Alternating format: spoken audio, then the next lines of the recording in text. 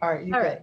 I'm going to welcome everyone today, including Senator Hannah-Beth Jackson, and she is joining Honorable Serena Murillo and I today in recognition of the 100th anniversary of the passage of the 19th Amendment, which conferred a woman's right to vote.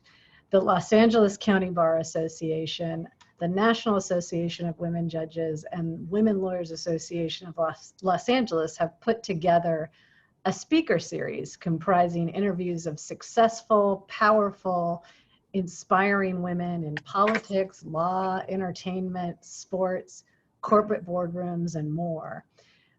Judge Murillo and I'm Judge Samantha Jessner, also of the Los Angeles Superior Court, can't think of a better person to kick off the series than our guest today, who is, as I said before, Senator Hannah-Beth Jackson. Senator Jackson represents the 19th Senate District in California, which includes all of Santa Barbara County and a portion of Ventura County. Senator Jackson has served in the California Senate since 2012. From 1998 to 2004, she represented the 35th Assembly District in the California State Assembly. She has served on too many committees to list for our time that we have together today throughout her 2 tenures in the legislature, and currently is the chair of the Senate Judiciary Committee. She has also served as chair of the California Legislative Women's Caucus. During her time in the legislature, she's been a tireless advocate for protecting the rights and privacy of Californians, protecting the environment, advancing legislation to reduce gun violence, championing equality for women, improving access to childhood education, and more. Senator Jackson has played a pivotal role in authoring legislation strengthening California's equal pay law and legislation requiring more women on corporate boards, among other legislation. As a result of her work on these issues, the Huffington Post included Senator Jackson in its list of the 11 women blazing trails in American politics. In 2011, she received the Faye Stender Award from the California Women Lawyers Association, which recognizes women who are committed to the representation of women and disadvantaged groups, and whose courage, zest for life, and demonstrated ability to affect change makes her a role model for women attorneys. Senator Jackson began her career in the law as a deputy district attorney in the Santa Barbara County District Attorney's Office. She then practiced law in a private firm. She has been described as passionate, tenacious, aggressive, and a fighter. Judge Murillo and I are delighted to have the opportunity today to interview Senator Jackson as she concludes her tenure in the legislature. Welcome, Senator Jackson, and thank you for this opportunity. Well, thank you so much. I really appreciate the chance to be with you and then to chat with other folks and share whatever issues and inspiration I can provide to this extraordinary profession in which we find ourselves. Well, we are going to start in what we hope is a somewhat freewheeling conversation about women, politics, elections, personally about you, etc., over the next hour or so. So I'm going to start with the following. What power or influence, if any, do women bring to elections? Well, of course, we are 52% of the population, and we are a major voting bloc when we vote on issues that are important to us, whether they're issues important to us personally, things like being free from harassment in the workforce so that we have the opportunity to do our best and be successful, whether it's protecting our loved ones or just our general community in the areas of domestic violence and sexual violence, whether it's making sure that we have opportunities to be successful, like things like Title IX, and being treated with respect and equal opportunity in our schools, and certainly have the opportunity as women to choose whether we want to have families and with whom and when, and how we go about trying to balance all of those challenges and continue to be professional women, which everyone in this group aspires to and continues to do. How do we manage it all? Those are things that we bring to the table, and we can vote on that basis as well. And we should be voting in areas that are of particular interest to us and our life experience. So we have a very strong voice. We do influence elections, voting on issues that are called sometimes women's issues, things like childcare, gun violence, issues dealing with peace and collaboration in our relationships, making sure that our children are well educated. These are areas where women really do tend to have very strong feelings and fairly united in those feelings as well. So here's a somewhat related question. When you think about when you go to the ballot, you are often voting for a person more often than you are voting for an issue. So what would you say to a woman who feels that her vote doesn't matter or doesn't affect change? Oh, I think that would be a horrible mistake. You know, our vote is our voice, and our voice is in our vote. And in a democracy, that's the way it's supposed to work. It allows us to participate in the process. When we gather those voices together, our votes are significant. I actually was in an election in 2008, the only election I've ever lost. I ran for the state Senate in a district which had been pretty well gerrymandered to be a lot more right than I am.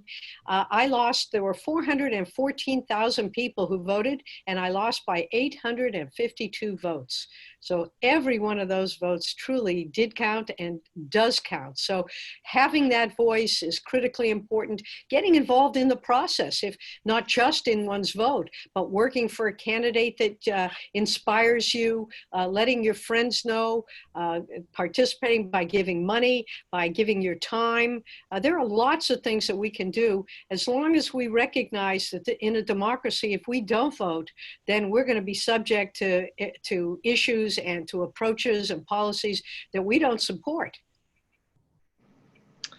All right, Senator Jackson, I'd like to chime in and ask you a couple questions, not so much about the women who vote, but about you as a legislator. And what do you think it is? What does a woman legislator bring to state or local government or even the bench? Well, what we bring is our life experience, and we do have different life experiences than our male counterparts in many instances. Just growing up as a girl, what does that mean? I can't remember the number of times I got patted on the head and told, well, that's very nice, but girls play with dolls. I was a baseball player. I love sports. I still love them. I love the competition. I love the opportunity to go out there and do my best and have to take the responsibility for the results. If I win, I'm very happy. If I don't win, I can't blame anybody else. So, but for girls growing up, we have been historically subject to all of these expectations that for many of us just don't jive with who we are. So it's very important, I think, that we recognize that we do bring to the table different sensibilities, different experience, different expectations. We are the caregivers, for example. I mentioned childcare a little bit earlier. We care for our children, we care for our parents. Many of us live in sort of a sandwich generation and have for decades where we're expected to take care of our children. And then as our parents age, we're also expected to take care of them as well. So we bring that experience, the challenges associated with doing all those things, with being all things to all people. Women still do 75% of the housework, even in a family where, an intact family where both parties are working. full time. We still do most of that work. So we bring that experience to the table. And women also, by the way, we do have qualities and characteristics that are not exclusive to us. But for example, women, according to Doris Kearns Goodwin, to whom I asked this question very specifically, you know, she's done the biographies, great biographies on our presidents, all of whom, of course, have been men. I asked her very directly, what is the difference that you see in the difference in leadership between men and women? And she said, without hesitating, women are far more collaborative and women have greater emotional intelligence. And I think when you think about it and you think your experience sitting in a meeting with your brother and sister judges or being attorneys or legislators, we do have those qualities and can identify areas where our male colleagues are just off the rails because we see it a little bit differently. And so I think it's something we do bring to the table. I tell people all the time, we hold up at least half the sky.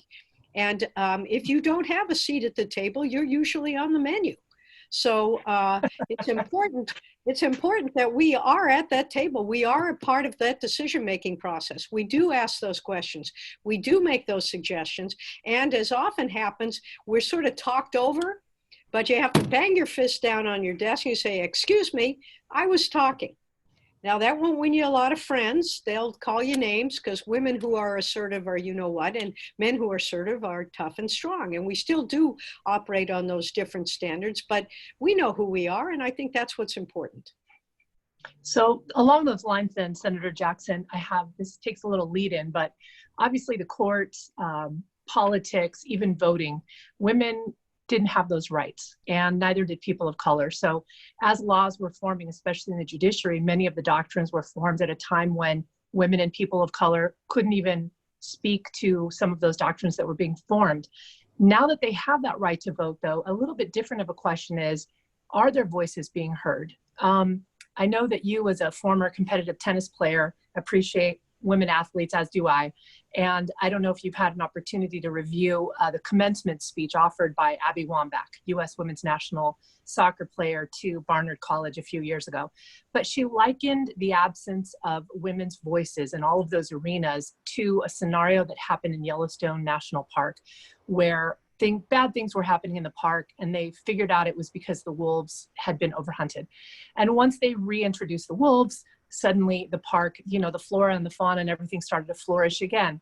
And she likens that to the voices of women missing in many of these arenas and what could be gained by having their voices heard. However, she also brings in the fairy tale of Little Red Riding Hood and many fairy tales that from a small age, as you mentioned, you talked about playing with dolls and that in fact you wanted to play, I think, Little League and baseball.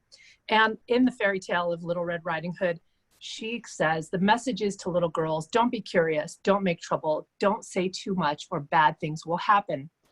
So in addition to being at the table, I want to ask you about you using your voice.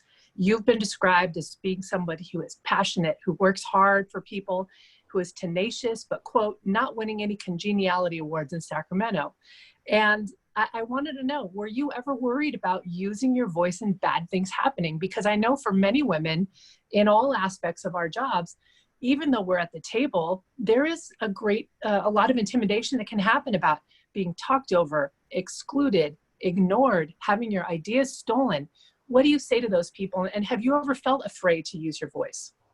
Well, I've never felt afraid to use my voice. I think what is helpful is if we are in a group where we have what, you know, is referred to sometimes as critical mass. I tell the story when I did my legislation on women on corporate boards. My goal is to have women as a substantial number on a board, a critical mass. Because if you have a board of 10 people and there's one woman, she's expected to get the coffee. If you have a board and there are 2 women, they fight between themselves as to who's going to get the coffee. If you have 3 women or more, they look at the men, they say, get your own damn coffee. And that's the kind of empowerment I think that is very, very helpful and necessary because, you know, it's easy for men to try to marginalize and our responses. I know one of the things that drives me the craziest is we'll be in a meeting and I'll make a suggestion that's been thought out. I've been thinking about it. I'm one of the older members now in the legislature. And I get told, oh, yeah, that's interesting. And 2 speakers later, a man makes the very same suggestion. And they say, what a great idea. And I pipe up and I say, what am I, chopped liver? And you know, we now have a woman pro tem. And it's very interesting to watch how she handles that dynamic. What she has done on more than one occasion is she said, you know, Hannah-Beth suggested that a few minutes ago, and I think that's a great idea she came up with. So basically, it forces the men to recognize that not only do we have a seat at the table, but we offer, and in many instances, at least as much, if not more. And frankly, when you take a look at who's running the world today, we can't do any worse. I tell people my 7-year-old granddaughter could probably do a better job running this country today than what we've got in the White House right now. I make no bones about it. Why do we hold ourselves to such a higher standard? I mean, take a look at the level of mediocrity that we see in so many of our male counterparts.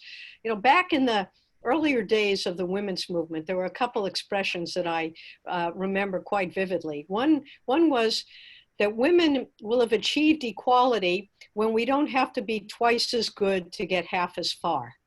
And the other one is that we will achieve equality when a mediocre woman can get as far as a mediocre man.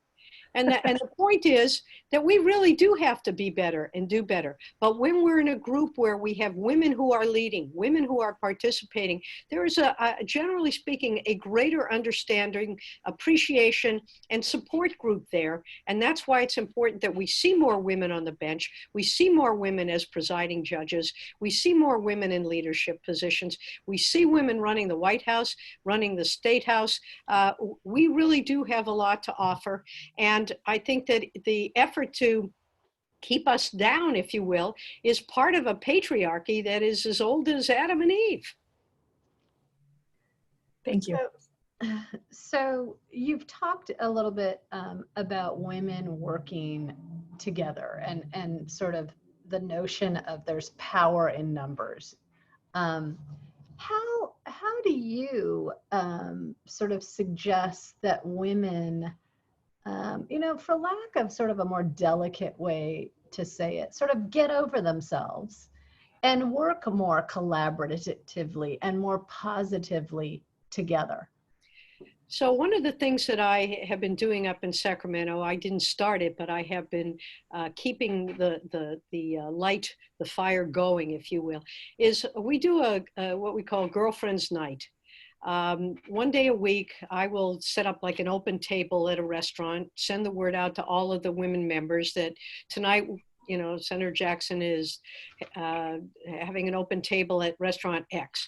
And what I've discovered in this process is when we sit down together as women and start talking about our lives and our life experiences, whether it's boyfriends or husbands or children, or caring for our elderly aging parents, or legislation where we've hit a stone wall because of some fellow who wants to steal the idea for himself, what we discover is we have a lot in common.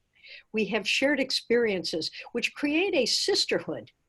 And that has been my experience, that it strengthens our relationships because we have, in many instances, suffered from the same experiences and indignities and the same joys. We had a meeting about a year ago. I'll never forget, there were about 10 of us having dinner. And one of our younger members announced that she was going to have triplets. And somebody took a picture of all of us in the room at that moment. And each of us had a different expression that the men in the room would never have gotten. But I think I did this, and somebody else put their head on the table. And it was something that gave us all a joyful laugh because we knew what this poor woman was about to go through. And of course, have all been very supportive of her. But it's that kind of common shared experience where we realize that we really have more in common together, and we will work more effectively individually, or get farther individually if we work more effectively together. Serena, I sort of rephrased the last question. So do you want to go into the subject of mentors? Sure, unless you have a follow-up to that one. Are you okay? Yeah. All right. Um, Senator Jackson, so speaking of this collaboration amongst women, what do you think about mentorship? And can you share with us whether you have a mentor, whether you've served as a mentor, and what role that can play in maybe fostering this collaboration amongst women? Oh, I think mentorships are critically important because what happens, you mentioned that we're raised to think of ourselves as little Red Riding Hood. We're not supposed to ask questions. We're not supposed to outshine our male counterparts. I remember as a girl, I was a tennis player. I was a good tennis player. And I'd go out to a boy in high school would ask me to go play tennis with him. And I'd beat the pants off of them. And I'd come home and my mother would say, "Did you let him win?" I'd say, "Why would I do that? I've worked hard to be a good tennis player. I'm supposed to let him win just because he's a boy?" Never made any sense to me. If he was better than I was, then he'd win, or maybe he'd win. But I think what's important is that we learn from each other. We all, generally speaking, go through very similar experiences: sexual harassment in the workforce, for example, or being marginalized in the workplace. I can't tell you how many times when I started practicing law, I'd be negotiating with a male counterpart and he'd start calling me honey. "Listen, honey." And I had to say to him, "I'm not your honey. And if you call me honey again, I'll just see you in court." I mean, you just have to be assertive. But then sometimes you need to check to make sure you're handling this the right way, or maybe that the observation, some guy kind of looking you up and down one time too many, you can ask another woman, "Is that appropriate? I mean, am I being a little bit paranoid about this?" So that you get some input and some reinforcement and some confirmation. I think those are all important qualities. So I do mentor. I have been mentored. I've been very lucky my whole life. I come from a family of very strong, accomplished women way back when women really didn't go to college. I had a great aunt who was the first woman ever to hold an endowed chair at a university in Boston, Massachusetts, which is where I'm from. My tennis coach was a woman named Hazel Whiteman, who donated the Whiteman Cup to tennis, one of the first women ever to graduate from the University of California back in 1909 or 1912. And she would tell stories about how, I think there were 3 women at the University of California in Berkeley, and the men didn't want them there, so they would push them off the sidewalks into the street. And of course, in those days, there were horses and all, and you can imagine what they were relegated to stepping into. It was made very clear that they really weren't wanted there. And she overcame all of this to become one of the greatest tennis champions of all time, and proceeded to also have 5 children as well and nurse them in between matches. And this was my tennis coach, and someone who never said never, who never gave up, and who would never take no for an answer. Having that kind of inspiration, I think, is really, really helpful. It's not required, but boy, it's helpful. Thank you. So sticking a little bit to the theme of women working together and power in numbers, what are your thoughts about how we can more effectively leverage women in getting more women elected to political offices? Or if you take it out of the political realm, sort of an analogous question would be, how can women best support one another in positions of influence to not only sort of foster their success, but the success of other women coming behind them? Well, sure. I mean, that's part of the reason that I think that having women on corporate boards is so important. We are very much influenced by our circles, our circles of contacts and friends, and women tend to know other women who've been successful or who could be successful. If you have women on a board of a big corporation and there's an opening in a management position, I say, I know a terrific woman that would qualify for this. I mean, a lot of what happens in this world is not necessarily what you know, but who you know. And when we expand our circle of contacts and connections, we're going to know more women, and women who are eminently qualified to serve on boards or to serve in upper management or to become judges. I mean, I have mentored other women from the time I started practicing law. I had a young woman who was thinking of going to law school, but she had taken a slight detour and had 3 or 4 kids, and asked if she could come in and work with me and see what it was like to practice law. She's now now the district attorney of Santa Barbara County, for example, and doing great work on law enforcement education reform, has really been a tremendous role model herself for others. So it's a way of paying it forward or paying it back, depending upon your point of view. But I think it's important, again, that when we create these connections, Women Lawyers Association of Los Angeles, I was a member back in 1970 something or other. I was brought into that group by Sheila Kuehl. Many of you know Sheila Kuehl. She's now— I was going to ask you about her as a mentor. Yeah. Oh, absolutely. Would you consider her to be a mentor in any respect? Oh, no question. No question. Sheila was a mentor when I first came to Los Angeles, was a mentor helping me, inspiring me to run for the state assembly. You know, I was very much involved and excited about her creating the Women Lawyers or the California Women Lawyers. Let's see, what is it? The Women's Law Center. Originally it was Southern California. She and Abby Liebman started it again because I knew Sheila. My husband and I were enthusiastic to support them.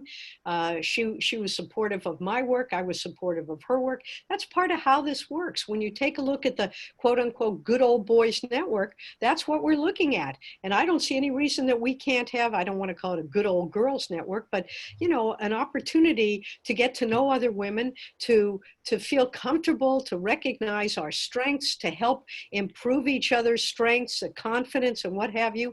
And then the sky's the limit. Along those lines, you mentioned your husband, and I know he's an avid basketball fan, as am I. And I also know that you were a competitive tennis player. Title IX is something that I think was important to many people because it provided women with an equal opportunity to participate in sports in college and high school. What role do you think, I would like to talk to you about Title IX, but before we get into the kind of nuts and bolts of the legal part, what about tennis as a vehicle for something that builds your self-esteem or your confidence? Do you think that playing tennis competitively had any role in that? Oh, without question. So my interest in tennis came actually because back when I was a little girl, I wasn't allowed to play Little League. Little League was for boys only. So at the age of 7, I went down to the Little League field at the Memorial School in Newton, Massachusetts. I remember it like it was yesterday. Had my ball and glove tucked in my jacket, and I had my bat on the front of my bike. And I went down. I wanted to sign up to try out for Little League because I was the best guy on the team. And I was told, no, girls cannot play Little League. And I thought, well, that's ridiculous. I'm the best. How is that possible? So after being told several times, I finally got the message. I watched the ball go between the legs of these little boys who couldn't find their way out of a paper bag.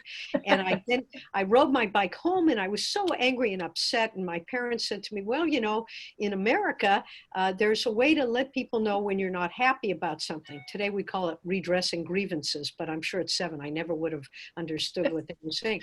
And we prepared a petition, and we went around the neighborhood, and I asked people to sign it so that girls could play Little League. And some of them did. And some of them patted me on the head and say, oh, isn't that sweet, little girl? Why don't you go play with your dolls? So when I tell this story, I also remember the fact that for Halloween at trick or treat time, I remembered who those people were, and sent off my petition to the Little League Association, and I never heard back from them. They never— Wait, am I to understand that you remember them for the tricks at Halloween? Those houses that didn't sign your petition? Oh, absolutely. Absolutely. No, they weren't major, but you know, you'd leave like a sour, you know, a rotten apple on their front door or something, just so I could feel empowered to respond to that level of rejection. I never broke a window, I swear. But you probably had good aim, though. Well, I never tried it on that, but the answer is, yeah, I could throw. I could heave a baseball a long way. I could, you know, hit a ball beautifully. But then, of course, as you get older and the boys are now 6 feet tall and you aren't, you know, you can't hit it as far. But that doesn't mean that we can't poke the ball between, you know, between shortstop and third base, or in the you know, in the outfield where the outfielders aren't playing. I mean, there are different ways to play every game, and there are different ways to play at life. And we bring that different perspective where we can be more wily. We're more thoughtful. When it comes to police officers, you know, the number of women officers involved in violent confrontations is significantly less than men. Sure, we can't pick up a 200-pound perpetrator, but we can figure out how not to make him a perpetrator in the first place. I mean, these are things that we bring to that table. So being an athlete was always very important to me. And when I couldn't play baseball, my parents thought, well, you know, tennis is a sport that is more acceptable for girls, although there were no college scholarships to speak of at the time for girls athletes. And that's why Title IX was so important. So I took up tennis. The beauty of tennis is you don't have to rely, you can't rely on anybody else. You can't blame anybody else if you mess up. It's all on you. So you get the glory when there's glory, and you have to take responsibility when you don't do so well. And I think that those are some of life's fundamental lessons that women shouldn't be afraid to try. You know, what's the worst that can happen? We're not even supposed to try. Women are assumed that they're going to fail, but we're not going to fail. And if we do fail, we aren't really failing. We pick ourselves up and we get back right, get right back up in the race. Judge Jessner, are you okay with me asking the senator one more question about Title IX before we go on to the next area? Let it go, yeah. All right. Along the lines of Title IX, I know recently, Senator Jackson, that you co-sponsored legislation with, I think, Kevin De Leon regarding how sex harassment and abuse is being reported and litigated in college campuses. Tell me what motivated you to get involved in that, and how you think it can change how those things are investigated on college campuses. Well, those are two separate issues. With then our pro tem Kevin De Leon, we wrote the legislation that is somewhat referred to as yes means yes. Affirmative consent on college campuses. It isn't that she didn't say no, it's you have to get to yes, a very clear indication that both parties understand what is going on and agree to that sexual contact. Very important legislation now required on all of our college campuses as part of the orientation, so that there's a greater understanding of what can be expected and what is appropriate in those relationships. When it comes to Title IX, Title IX was viewed as you mentioned earlier, and did in fact give women an opportunity to be more competitive in sports. And in sciences, actually, to make those avenues more available to women. But Title IX also has, as an element, the ability for women to have an equal educational experience. And women who are subjected to sexual assault or harassment or violence on a college campus obviously are not going to have that same discrimination-free environment. And so Title IX is in fact a legitimate vehicle to redress those kinds of inappropriate and unacceptable behaviors on college campuses. So there are rules that were being promulgated by the Obama administration called a Dear Colleague letter, which was designed to set out protocols to follow when a victim, and primarily women, but also our LGBTQ kids or students, I should say, being subjected to sexual assault on campus or by classmates and so forth. This would have set up a protocol, very victim-oriented insofar as making sure that victims of these assaults had appropriate counseling and accommodations made to them. So for example, if a young woman is the victim of a rape or a violent sexual assault by someone with whom she shares a dorm, that perpetrator would be reassigned to another dorm so that the victim didn't have to see him day in and day out, or a different class. What had happened though is because our universities frankly are not litigation based and they're not lawyers, generally speaking, there was some confusion as to what would be the best way to pursue these kinds of claims on our college campuses. And there was some argument, although kind of outlier type situations where the process was not fair to both parties. Frequently, up until recently, the process has not been at all fair to the victim. Victim has been shamed. We know a number of cases, particularly famous cases with athletes, where more than one woman has accused that athlete of rape, and has ultimately ended up leaving school because she's become the accused. So a way to try to balance this is something that we have tried to do with this Dear Colleague letter that came out of the Obama administration. Unfortunately, with the current administration and Betsy DeVos running the educational aspects of policy, we have seen this horrific change that is going to basically wipe out any possibility that women and our LGBTQ community are going to be able to get their day and have those accommodations made for them in their college and higher education experience. It is shameful, it is outrageous, and hopefully with this administration changing, those rules will change. But in the interim, I have legislation moving through now I think the bill is in the Assembly, that is going to set up a fair process, recognizing that these are, in most instances, legitimate claims of assault, of sexual violence, and that we need to set up an appropriate mechanism by which we can have, through the administrative process, ways to address the alleged perpetrator and to hold them responsible through, again, in the educational context, if in fact it's determined by a preponderance of the evidence that the event occurred. Again, it's not a criminal proceeding. Frankly, the way DeVos has set this up, you probably have a greater chance of getting a conviction in a criminal case than having some kind of administrative response in a college case, which I think is just nothing short of a tragedy, given that we know that 1 in 4 women will be the victim of some kind of sexual assault during her college experience. I wanted to just say wow with regard to that statistic. Let me pivot a little bit, and I'm going to ask you 2 seemingly similar questions that may or may not elicit different answers. And the first question is, what are your thoughts about whether a woman could be elected to the office of governor in California? So that's question number 1. And related question number 2 is, what are your thoughts about whether a woman could be elected to be president of the United States?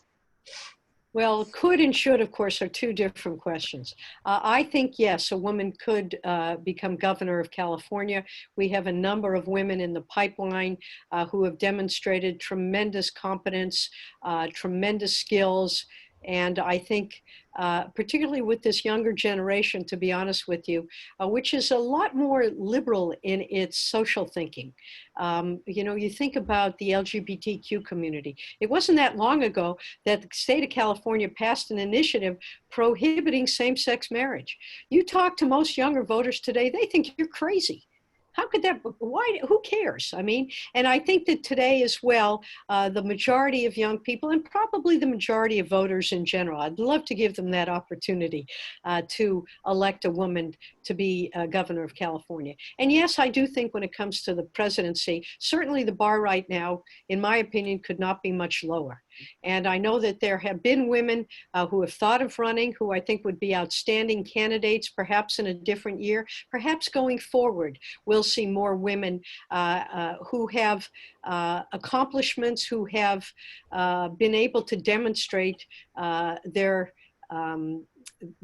competency, their intellect, their knowledge of the subject. You know, we did have an eminently qualified woman in 2016, in fact, arguably more qualified than most of the men who've run and become president in the last 100 years, having been the first lady of this country, having been a United States Senator, having been the Secretary of State. I mean, Can you think of someone who's run for president in the last 100 years with those qualifications? I think not. But gender still is, in some instances, a factor, but I think less and less and less as we see women emerging. We see women on the bench. You know, one of my favorite quotes is Ruth Bader Ginsburg being asked, when will women have achieved equality? And she says, when there are 9. And my goodness, when you think about it, we've had 9 men on the Supreme Court for decades. What would happen if we had 9 women? I think that would be fascinating. And I think it would be, we would see some pretty outstanding decision making. But even if we aren't 9, we now have some extraordinary women who are sitting on the Supreme Court. And I think people are getting more and more used to it, more and more comfortable with it. And women in particular should be rallying around that notion more and more, because we are clearly qualified. We have greater emotional intelligence. We are more collaborative. We are more, I think, intuitive. We bring to that table, whether it's the judicial process, the legislative process, the executive process, or any nonprofits, any world that we live in, we bring qualities to the table that we desperately need in today's world. Did you want to follow up, Judge Dustin, or should I go to the next question? You go to the next question. All right. Speaking of the difference in generations, as you said, one thing that I've noticed is that the younger generation also is more willing to speak out about women's rights and women's issues, whereas maybe women from generations that are a little above my own tend to adopt this view of maybe just, you know, what is it? Go along to get along. And I'm wondering, as your term is drawing to a close, what are some of the lessons you've learned? Have you changed your opinion on how you participate in some of these discussions or use your voice? Along those lines, is there anything that you've learned that you wish you could have told your younger self as you were starting off in state politics? Well, the first thing I would have told my younger self is to take better care of my younger self. You know, you can't work 24 hours a day, 7 days a week. You need some time for yourself. And frankly, I didn't take enough time, and I don't know whether it had any impact, but I'm a breast cancer survivor. Back in 2006, 2 years after I finished my term, I was diagnosed with the BRCA1 breast cancer gene and in fact had breast cancer, and realized at that point in time, you know, there's just, you can't push yourself farther than your body is willing to let you. And I think we as women do push ourselves too much. We need to take some time for ourselves. Again, I don't know whether it would have made a difference, but I do think, and I try to now, although it's hard because, you know, we are so committed to our work. And if we are also caring for our families, we're committed to our families. We're trying to have it all, and you can't. You just can't. You have to make some choices. And I wish that I had worked a little bit less and taken a little better care of myself. I tried to be a good mom. I tried to be a good spouse, a good wife. I tried to do the best I could at my job, but I forgot a little bit too much on what it was going to take to keep me healthy so that I could you know, go on and have a little better balance in my life. But that being said, I think, you know, to say I was a little more brash, yeah, it's probably true. A little more impatient. You know, it's not an accident that the world changes kind of slowly. I tend to be a little impatient. I don't suffer fools very well. And I think it's important to be a little bit more compassionate. The world, it will change if we work hard at it, but maybe not at the speed that we want it to go. So I think those might be things that I learned. I also learned that the best measure of one's competence is demonstrating it through success in the legislation that you do, for example. I chair the Senate Judiciary Committee. I try to hear out all of the legislators who are bringing bills to my committee, what it is they're looking for. Maybe I can help them get there.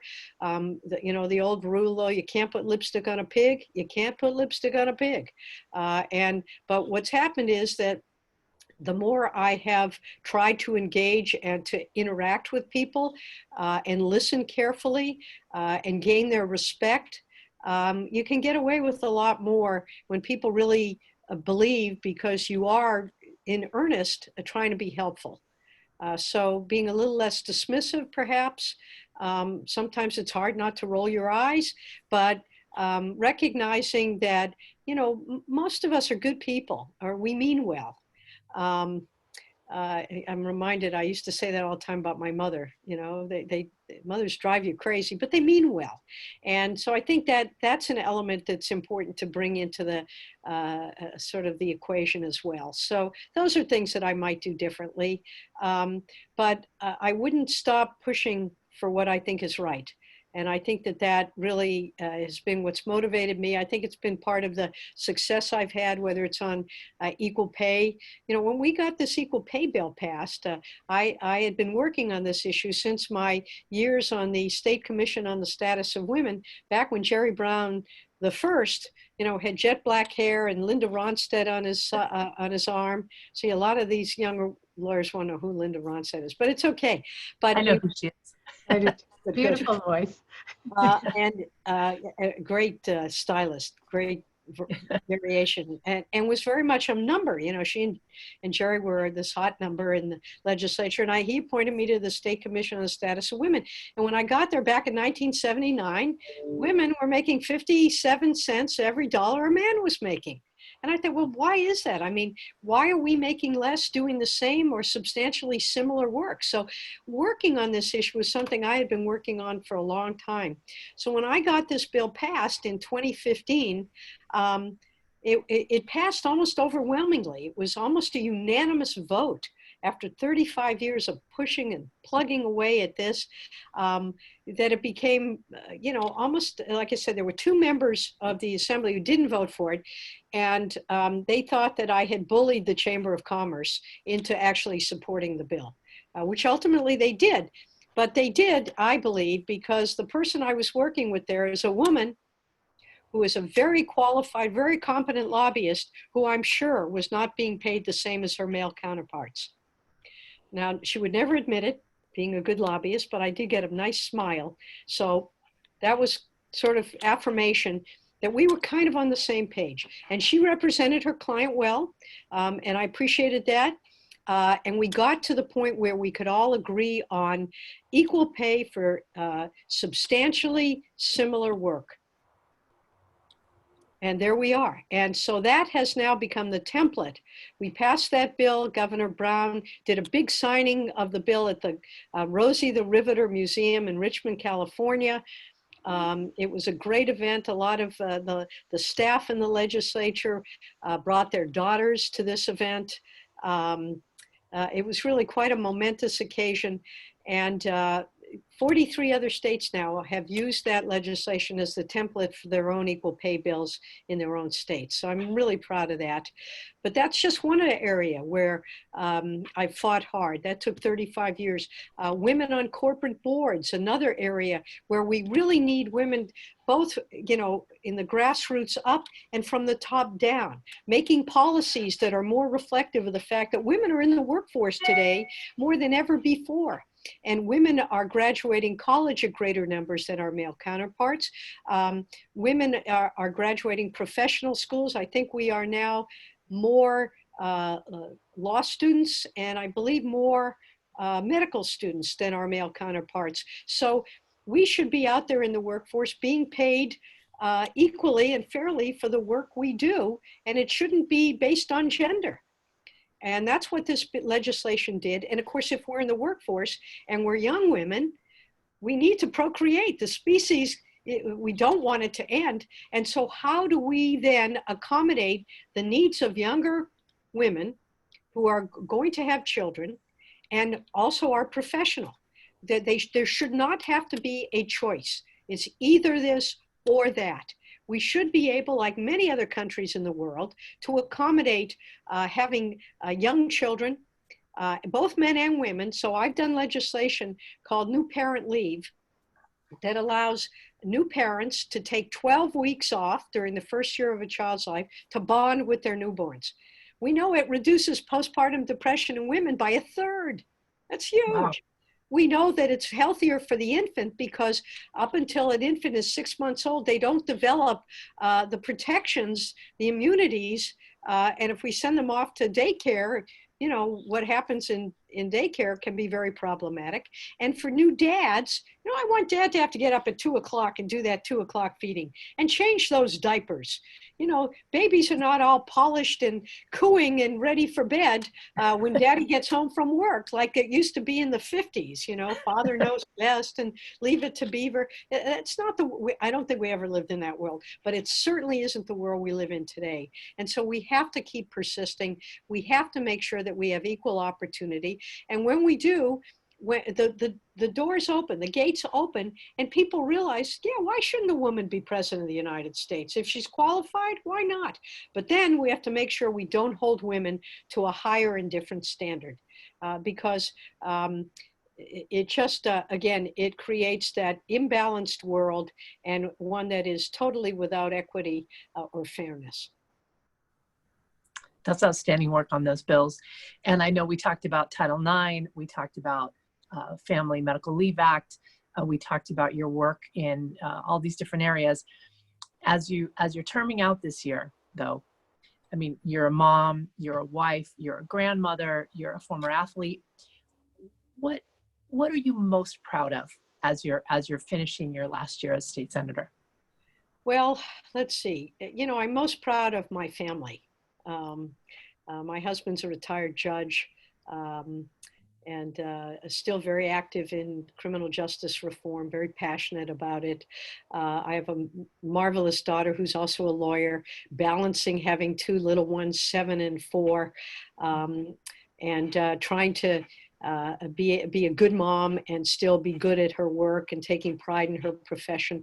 But as far as my professional, my greatest accomplishments, you know, it's really hard to say because I'm very proud that I have, I believe, maintained my focus, my integrity, my sense of fairness, my sense of justice, my sense of equity and equality that I think have been a thread throughout my life. I've always rooted for the little guy. I've always tried to give people a hand up when I've been able to. I've always spoken out for people who can't speak for themselves. I've always demanded that the best person be able to play Little League, whether they're male or female or, you know, just whoever they are or think they are. I've always tried to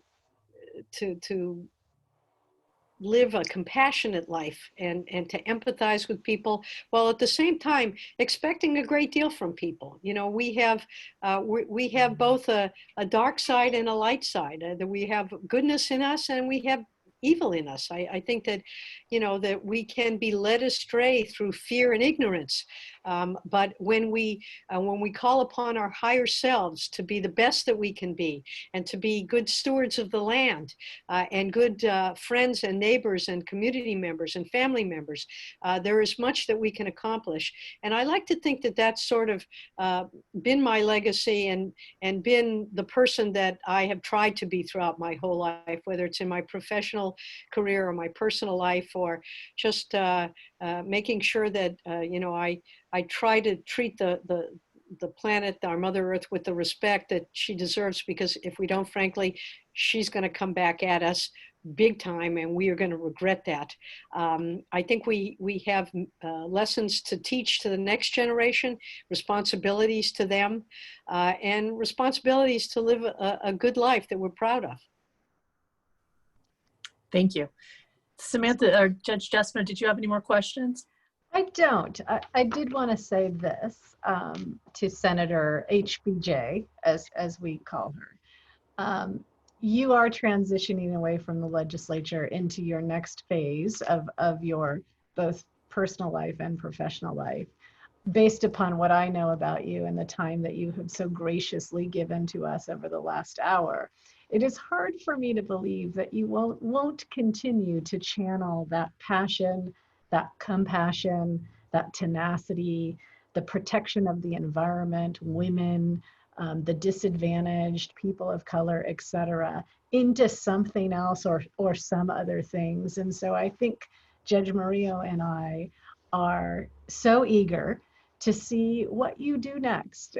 We talked a little bit about the fact that you have plans to write a memoir, and I think I can speak for Judge Murillo and say, we're ready, we'll read it, we'll buy it, we'll sell it. But it really will be wonderful to see what you do in your next phase of life. And we are so grateful for the time that you have given to us today, and wish you nothing but luck, satisfaction, and happiness as you transition away. Well, it's been my pleasure to be with you, and I wish the best of luck to everyone who is out there practicing law on the bench. Just be the best that you can be. And remember, as I tell my family whenever they're willing to listen, failure is that which happens only if you don't try. And just keep enjoying, find that joy in life, and be proud of the work you do. And I'm delighted that I've been able to share this time, and hopefully a few helpful thoughts to those of you listening. And I wish you all the best of luck and a happy future. God help us in this COVID world, but we will prevail. And I want to see more women running for office, more women deciding key issues on the bench, and just a better sense of fairness for everyone in this country. We all deserve it, and I think if we work hard, we'll achieve it. Thank you. Thank you, Senator Jackson. Thank you. Thank you.